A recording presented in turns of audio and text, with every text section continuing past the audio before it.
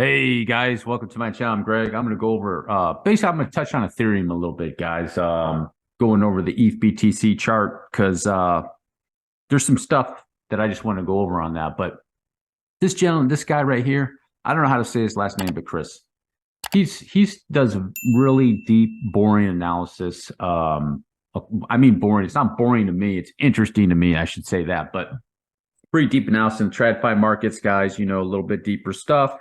But a lot of people don't want to watch that. You know, they just, want to feel good all the time and things like that. So, and it's not really in mainstream too much. He's got a lot of followers, but he's talking about like this situation where the big, SP 500 could push up to 4,800.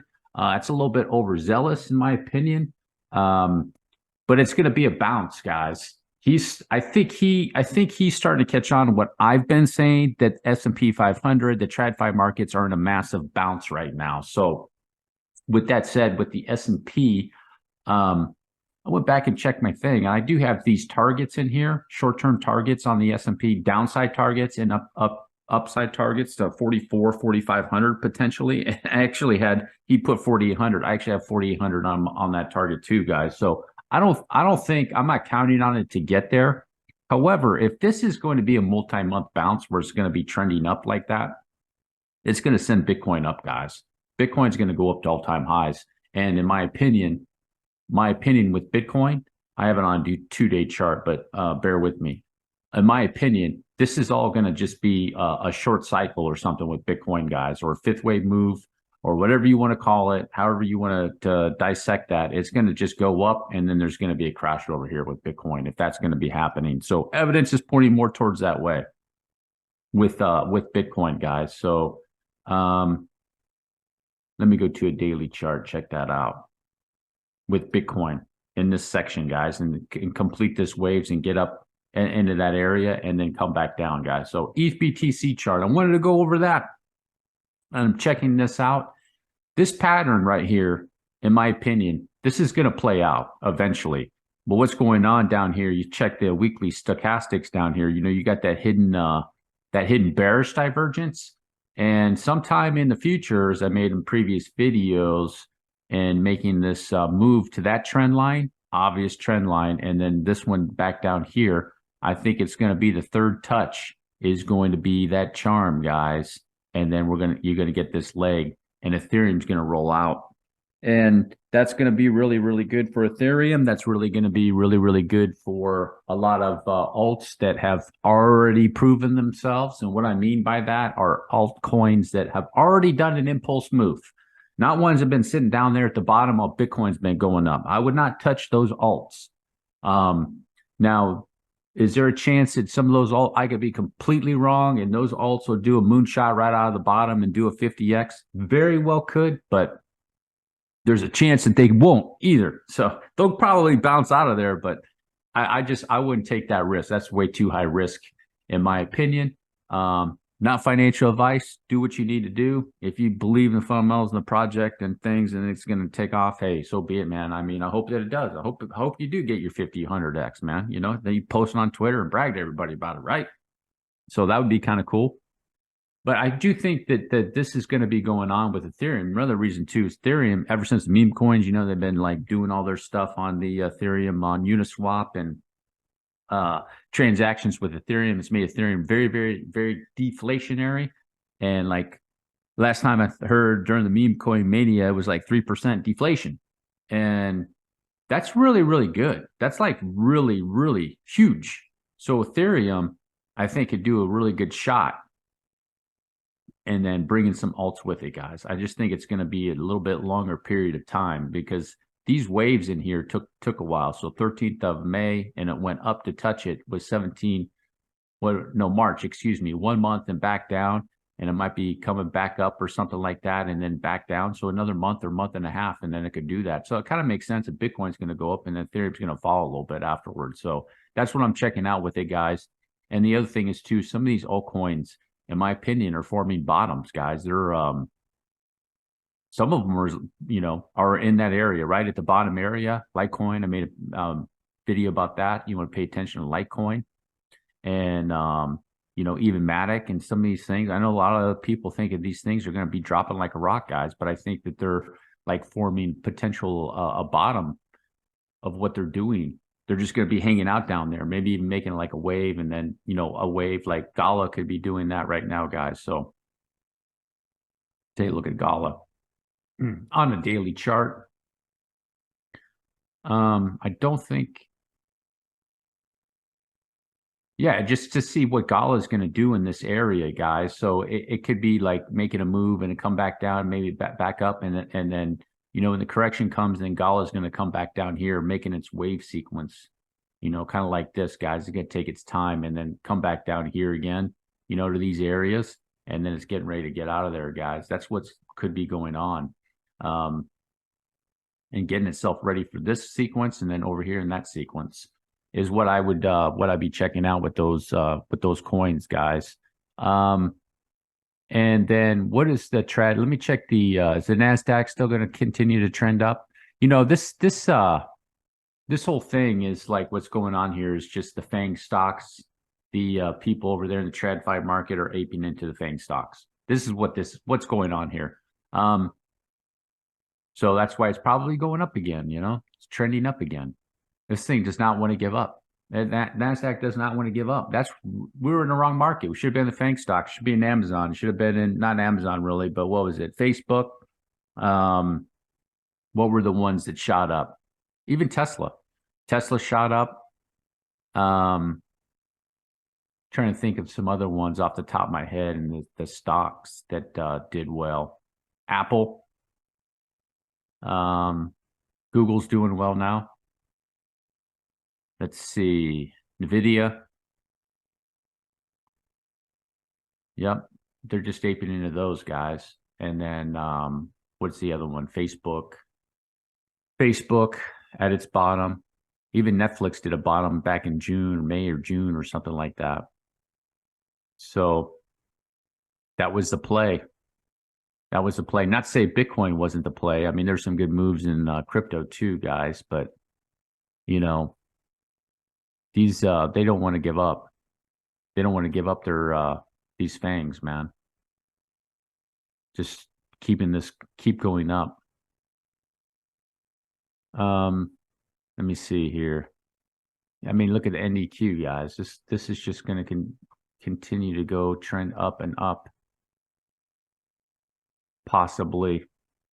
If they shoot out of there, if they do a significant shot up into those areas, which like a correction down and just get back up there, then you have to go with a more bullish count. If it doesn't correct soon, you got a lot of bearish divergence right here. Wave sequence there, back down, corrected it deep, and then this wave sequence here, same as the NASDAQ. Same as the NASDAQ on the NDQ here, guys. NDQ.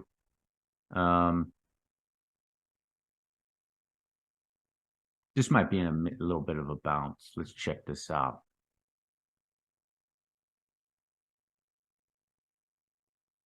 Here's 5, 3, and then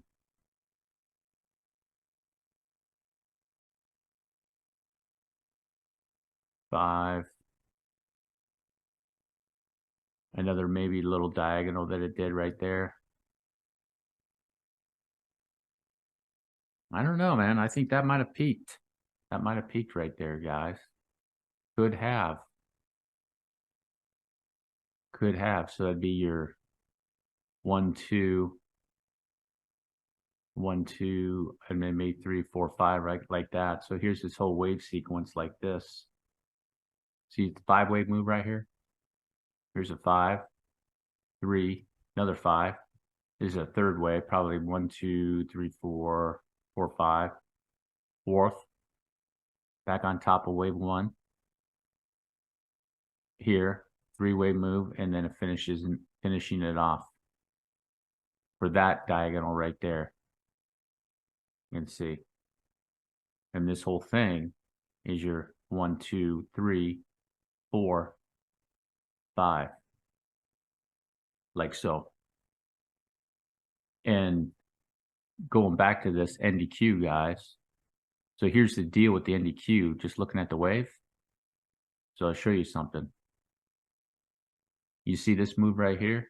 So it's a diagonal type move. So you have a regular impulse, right? 1, 2, 3, 4, 5, which the 4 can't go in the price territory wave 1, but it can in a diagonal. In a diagonal, it's supposed to come down and hit the top or go in the territory wave 1 to make that diagonal move, right? Just like it did over here. Okay. So, but on the NDQ, you got 1, 2, 3, 4, 5. You have an impulse move, which means it's leading. 3-wave move, 1, 2, probably 3, 4, 5, something like that. And then you have a 4th wave where to go onto, top of that wave, right? And then you finishing it off. Telling you this is a leading diagonal and that it's going to correct either to here or right here would be a target. Bottom of that would be a target for sure. More than likely with all the support through here that it has, going all the way back over here. So more than likely you might see A, B, C. Okay. So let me remove all that. So you have A, B, C over here. Let's say it starts, you get a 1, 2, 3, 4, 5, 3-wave swing, 1, 2, 3, 4, 5, back down to there. If you see a 3-wave swing just like that, boom, buy signal, because this is a leading diagonal. It has to be a leading.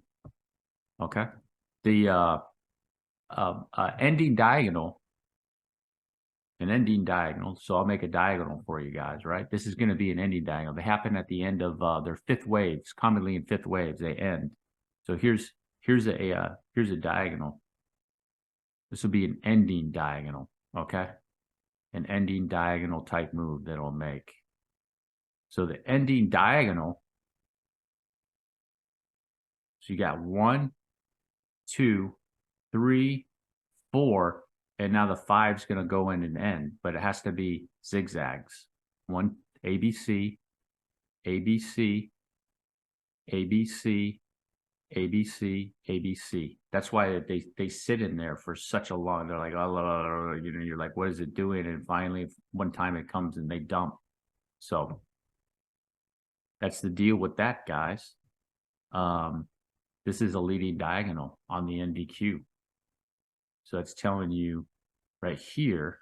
See, you have a leading diagonal here. This is leading. Boom, because you got a 5. You got another one, another 5. So 5, 5, 5. Correction, leading diagonal, telling you it was going to go back up, and another leading diagonal right here, right? And telling you that this over here is going to come back down. More likely, that's going to be the prime target right there. 3-wave swing right down there, guys. And the NDQ is going to continue to trend up.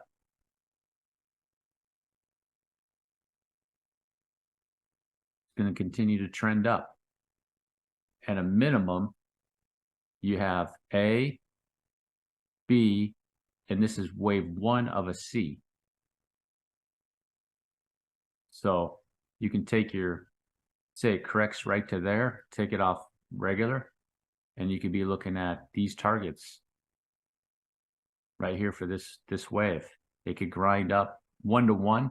So here's the deal in TradFi, guys. You have prime targets for a 3rd wave. So you have 1, 2. A 3rd wave can go 1 to 1.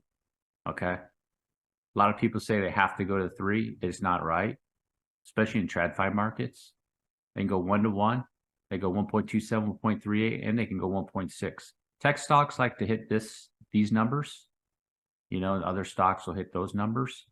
And then, you know, if it is a C wave in the tech stocks, it can hit numbers up there, and it can hit numbers up there too, guys. So let's see if it makes sense with the with this right here.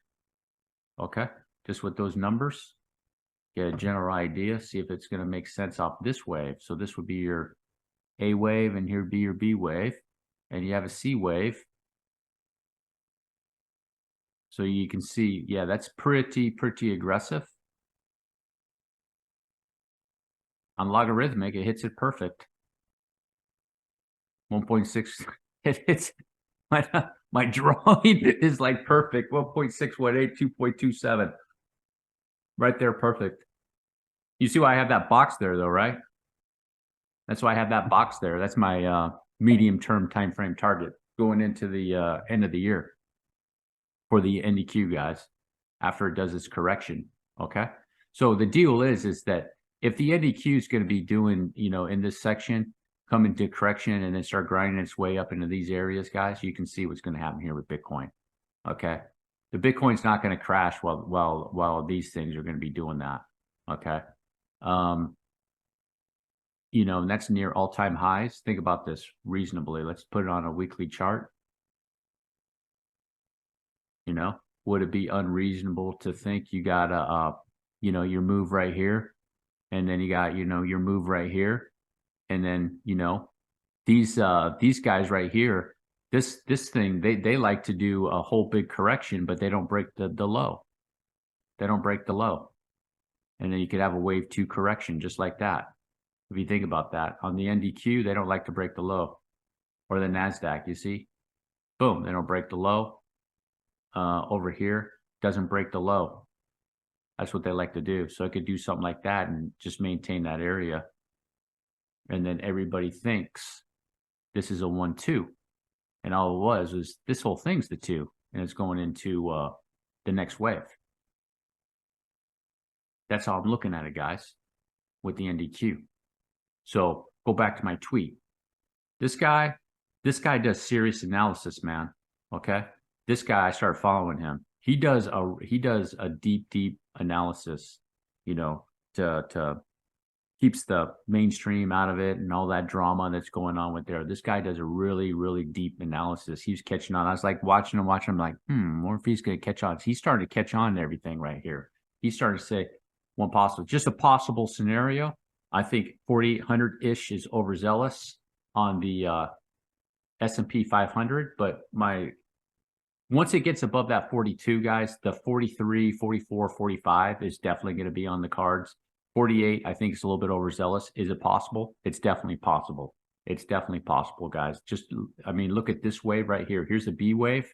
And look, if I take this, not a B wave, but a 3-wave swing they're doing, you just put it like that. You just look at that. You see? Boom, boom, boom. And then it's coming back down for another correction. If you made our way to the end, do me a huge favor, drop a like, hit the subscribe button. Peace.